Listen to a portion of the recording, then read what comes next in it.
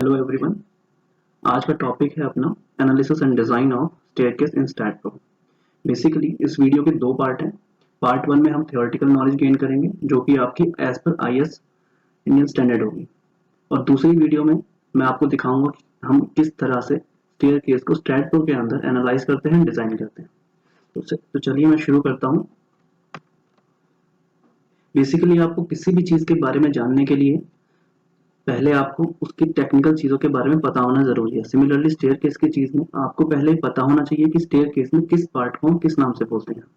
तो बेसिकली जो आपने आज तक सुना होगा वो होगा ट्रेड और राइज। ये दो टर्म्स आपने हमेशा से सुनी होंगी, ठीक है।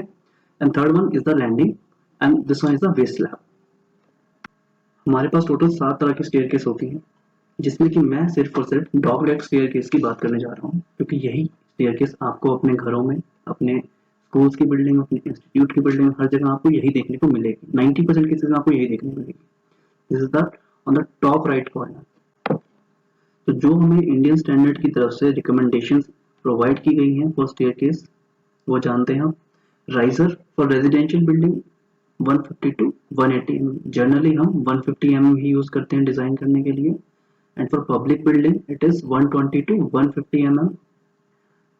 for and tread for residential building it is 220 to 250 mm, and in that case we generally use 250 mm. And for public building it is 250 to 300 mm width of stairs. For residential building it is 850 to 1600 mm, and the length of the flight, इसका मतलब ये है कि जो आपके ये जो steps आपको प्रोवाइड यहाँ पे दिख रहे हैं, ये ना ही 3 से कम होने चाहिए और ना ही 12 से ज़्यादा होने चाहिए। ये चीज़ आपको ध्यान रखनी है डिज़ाइन करते हुए। फिर विड्थ ऑफ लैंडिंग की अपनी लैंडिंग की विड्थ कितनी होनी चाहिए कि वो अपनी स्टेयरकेस की विड्थ से कम नहीं होनी चाहिए। It should not be less than the width of the stair. Then pitch of the stair, that is यानी कि फ्लाइट जो हमने इसको प्रोवाइड की है उसका स्लोप कितना होना चाहिए। And it is written here as it should not be greater than 42 degree for the residential building। तो बेसिकली अब मैं डिजाइन पे आऊंगा, ठीक है। डिजाइन में अब हमें किसी चीज को, आपने जब सिविल इंजीनियरिंग कंसेप्ट पढ़े होंगे तो आपको ये जाना हो किसी भी चीज को अगर हमें डिजाइन करना है तो बेसिकली हमें उसकी डायमेंशंस पता होनी चाहिए, ठीक है। कौन सा मटेरियल हम यूज करने जा रहे हैं उसमें, और उसका सारा मिला के उस स्ट्रक्चर पे कौन कौन से तरह के लोड आएंगे, ठीक है। तो मैं एक ऐसा ही केस ले रहा हूँ जिसमें कि मैं स्टेयरकेस की डायमेंशन कंसीडर करने जा रहा हूँ।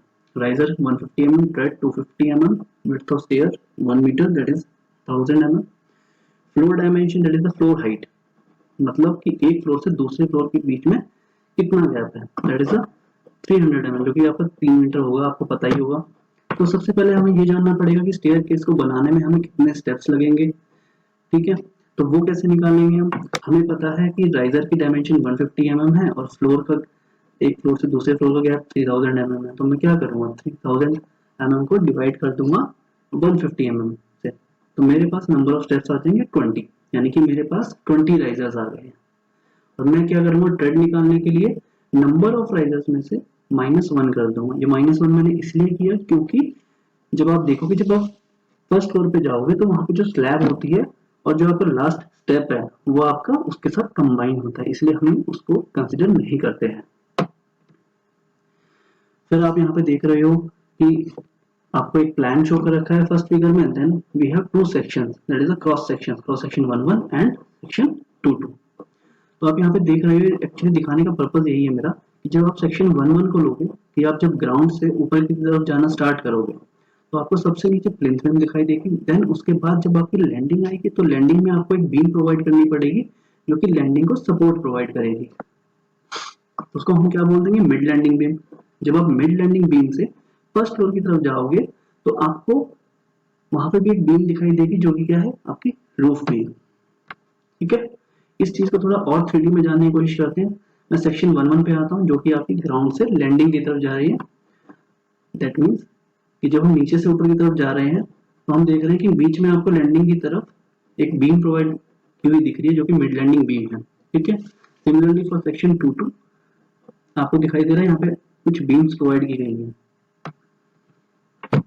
ठीक है, तो आप डिजाइन करते हैं स्टेयरकेस को, ये डाटा आपको पहले से ही पता है, floor height, riser, tread, width of landing, और यहाँ पे जो हमने लाइव लोड कंसिडर किया है दैट इज 3 किलो न्यूटन पर मीटर स्क्वायर, ये हमें IS 875 पार्ट 2 के रिकमेंडेशन के अकॉर्डिंग ही इसको कंसिडर किया है, जिसकी रेंज आपको 2 से 3 के बीच में ही लेनी पड़ती है।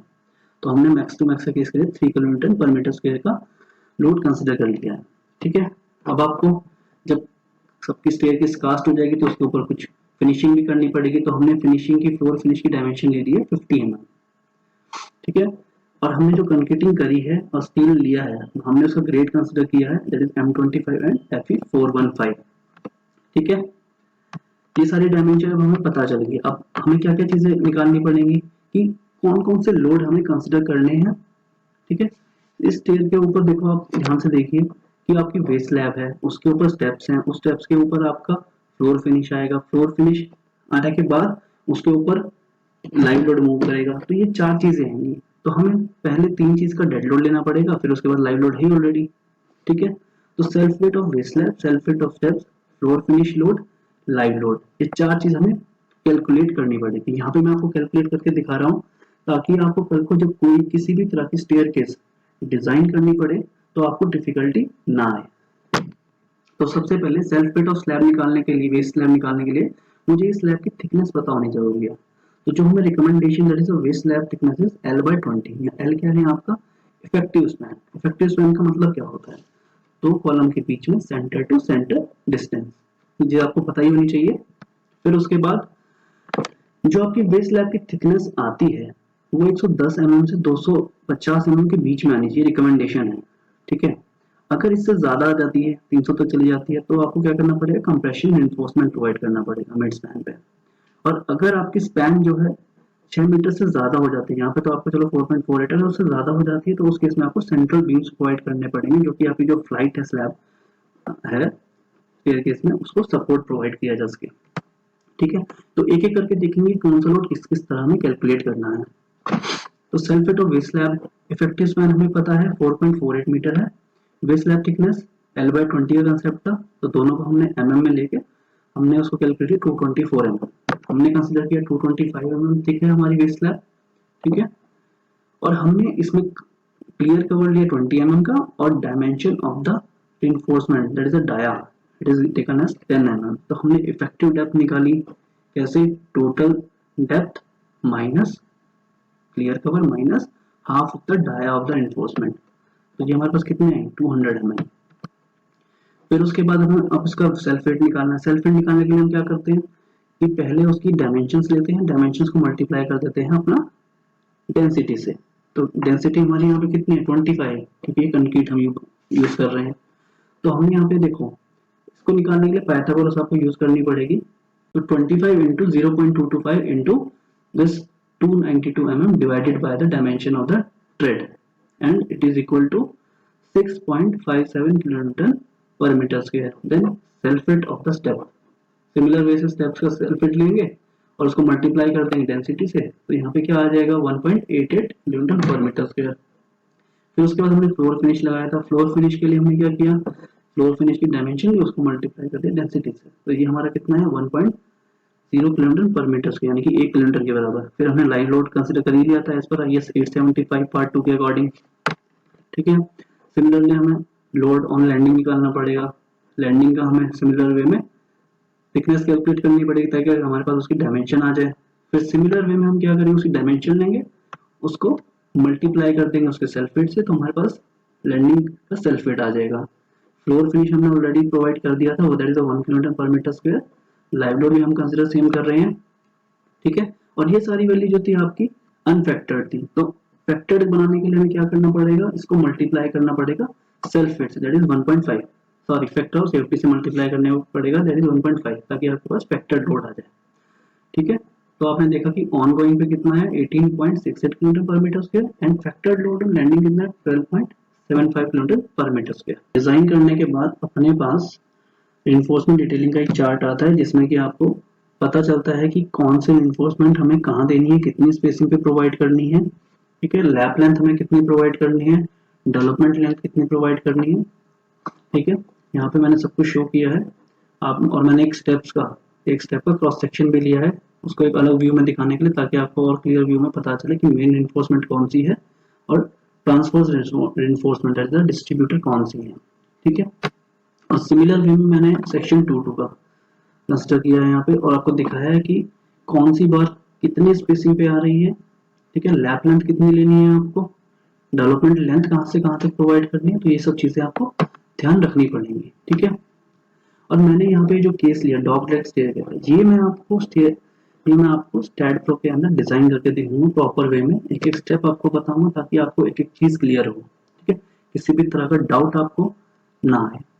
तो इसलिए जो मैंने इस वीडियो में आपको शो किया है, आप उसको पहले अच्छे से पढ़ो और समझो, उन चीज़ों को माइंड में याद रखो, ताकि हमें नेक्स्ट वीडियो में कोई भी परेशानी ना हो। ठीक है, अगर आपको ये वीडियो अच्छी लगे तो प्लीज़ इसको लाइक करो, शेयर करो, कमेंट करो, और हाँ, सब्सक्राइब करना बिल्कुल ना भूलें। ठीक है, thank you so much for watching my video.